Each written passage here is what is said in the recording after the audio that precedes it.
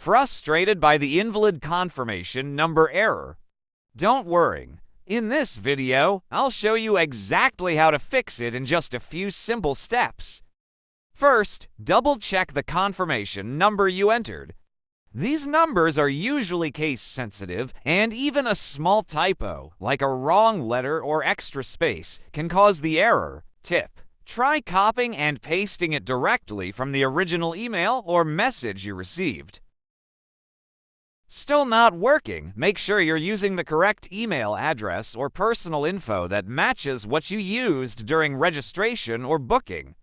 Some systems verify both the number and your email or name together.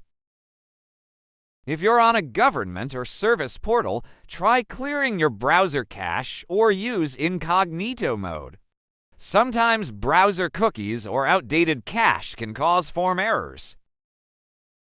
No luck? Reach out to customer support or use their resend confirmation feature if available.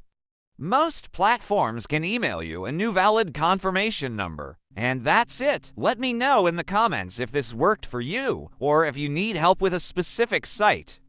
Don't forget to like and subscribe for more helpful tutorials.